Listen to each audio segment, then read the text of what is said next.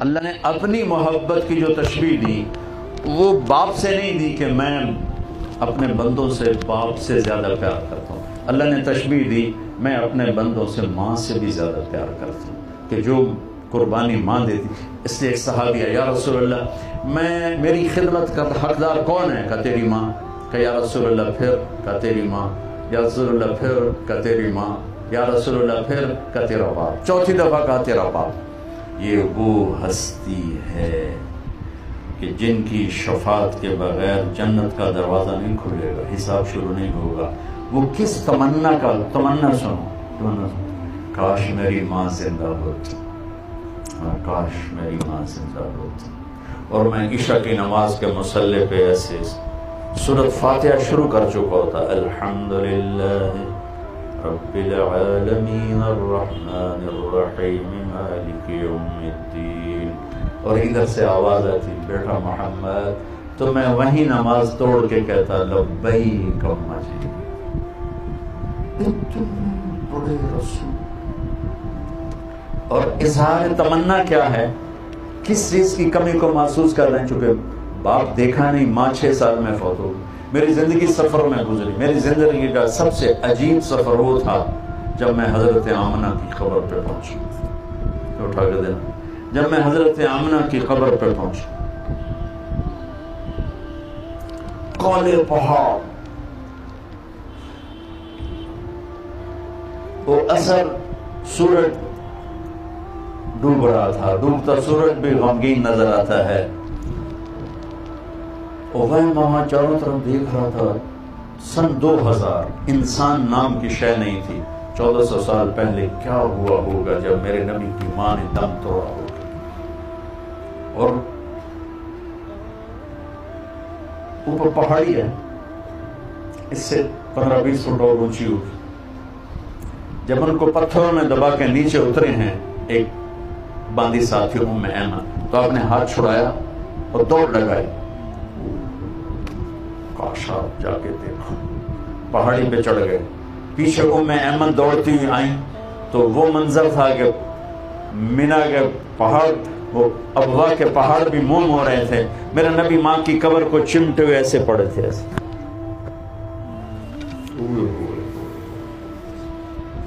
جب ام ایمن قریب ہوئی تو آپ نے سنا، آپ کہہ رہے تھے ماں جی آپ کو تو خبر تھی آپ کے سوا میرا کوئی نہیں، پھر آپ مجھے چھوڑ کے کہاں چلے.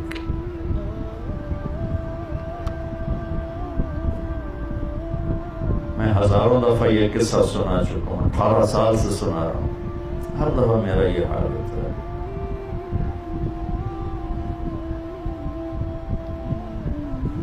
ام ایمن نے اٹھانے کی کوشش کی، انکار کر نہیں، چھوڑ دو، یہیں چھوڑ دو. کھینچ کے نیچے لائیں. 7ویں دن آنسو ختم ہو جاتے ہیں، رونا بھی چاہو تو نہیں رونا آتا. اور میرے نبی 7ویں دن نہیں 57 سال کے بعد 6 + 57 63 حج پہ جا رہے ہیں. جب ابوا پہنچے تو ابوا ایک گاؤں ہے، وہاں سب کے ٹھہرنے کا انتظام تھا. اور یہ حج کا قافلہ 60-70 ہزار کا ہو چکا تھا. اور آپ نے اپنی اونٹنی کو پہاڑوں میں ڈال دیا. نئے لوگ حیران کہ ادھر تو شہر کو نہیں جانتے کتنے گئے. قریب کے لوگوں کو پتا تھا کہ ماں کی زیارت کو جا رہے ہیں. آپ اونٹنی سے اترے، پہاڑ پہ چڑھے، ماں کی قبر پہ کیسے بیٹھے. احرام تھا، گرمی شدید تھی، اپریل کا مہینہ تھا.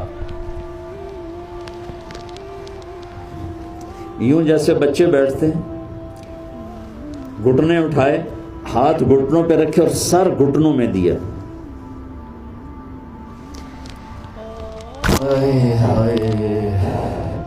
یہ گر گیا، لگا دو. آپ نے پوزیشن دیکھی،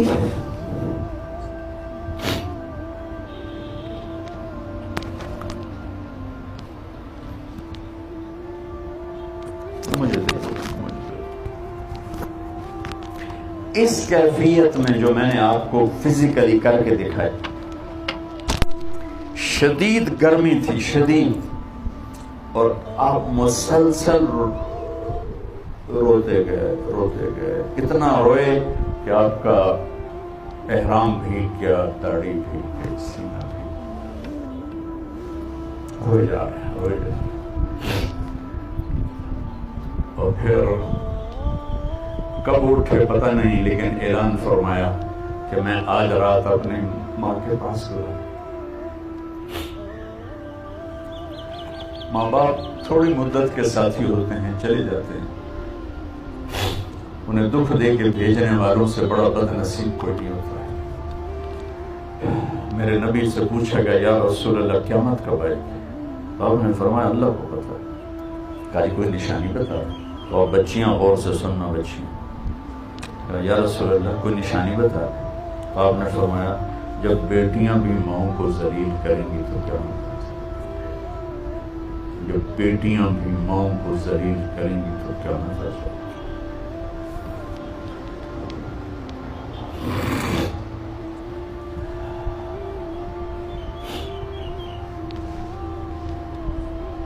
اپنے نبی کی زندگی پڑھو بچوں، کہ زندگی گزارنی کیسے۔ یہ بھی کوئی زندگی ہے کہ پیسہ بناؤ، پیسہ بناؤ، پیسہ بناؤ، پیسہ بناؤ، یہ کوئی زندگی؟ کہ بہن بھائی، ہر رشتے کو میرے نبی نے، سبحان اللہ، میرے نبی نے فرمایا جس کو اللہ نے 2 بہنیں دی اور اس نے ان کا حق ادا کیا، تو وہ قیامت تک آپ کی نظر تھی۔ کیا آپ کو پتا تھا بر صغیر کے معاشرے میں بہنوں کو وراثت میں کوئی حق نہیں ملے گا؟ تو آپ اس وقت کہہ رہے ہیں جب ابھی عرب میں بھی یہی دستور تھا، بہنوں کو کچھ نہیں دیتے تھے، سارا عرب کھاتے تھے، اور ہمارا بھی یہی دستور ہے، بیٹیوں کو کچھ نہیں ملتا، سب بیٹے لے جاتے ہیں۔ اور والدین جان بوجھ کے اولاد اپنے بچوں کے نام کراتے ہیں، بچیوں کے نام نہیں کراتے۔ جائیداد تقسیم ہو جائے، جائیداد تقسیم ہو جائے، جائیداد کو خدا بنایا ہوا ہے۔ تو میرے نبی نے فرمایا جس کو اللہ نے دو بہنیں دی اور اس نے ان کا حق ادا کیا تو وہ جنت میں داخل ہو گیا۔ اولاد کی تربیت، جس کو اللہ نے 3 بیٹیاں دی اور اس نے ان کو ڈولی میں بٹھا دیا تو جنت اس پہ واجب ہو گئی۔ ایک صحابی بولے یا رسول اللہ 2 ہوں، آپ نے کہا 2 ہوں شادی کر دے، اس پہ جنت واجب۔ ایک نے کہا 1 بیٹی ہوگا، 1 کو بھی ڈولی میں بٹھا دے گا تو جنت واجب ہو جائے گی۔ تو میرے عزیزو، یہ ایک خوبصورت زندگی ہے جو ہمارے نبی ہمیں سکھا کے گئے۔ میں 1.25 گھنٹے میں کتنے بیان کر سکتا ہوں؟ میں صرف آپ کو ٹپس دے سکتا ہوں، ہنٹس دے سکتا ہوں کہ اللہ کے واسطے قرآن سے جڑو، اپنے نبی کی سیرت سے جڑو، اس کو بھی پڑھو جو پڑھ رہے ہو۔ اللہ تمہیں ایسا علم عطا فرمائے کہ تمہاری FCPS کی ڈگری وہ انگلینڈ کی ڈگری سے بڑی ہو جائے۔ جب تک آپ علم میں فقیر رہو گے، عزت سے سر اٹھا کے زندہ نہیں رہ سکتے۔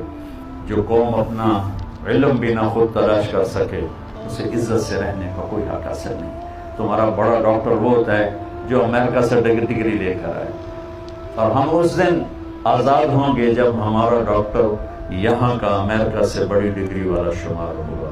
کہ علم وراثت نہیں ہے، علم محنت ہے، جو محنت کرے گا اللہ اس کا سینہ کھول دے گا۔ اور ہمارے بچے بچیاں پڑھتے ہیں صرف ڈگری کے لیے اور آگے جاب کے لیے، اور ہمارے ادارے بھی عام طور پہ تعلیمی ادارے نہیں ہیں، کاروباری ادارے ہیں۔ اس لیے نہ ان میں جوش ہے کہ ہم اپنے بچوں کے اندر علم کی شمع روشن کریں، نہ ہماری نسل میں شوق ہے کہ ہم کچھ علم لینے والے بنے، بس ایک ڈگری مل جائے، آگے جاب مل جائے، بس یہاں تک ہماری پرواز ہے، اور یہ بہت پست پرواز۔ بچوں اپنی زندگی کو خوبصورت بناؤ، بہن بھائیوں کے رشتے۔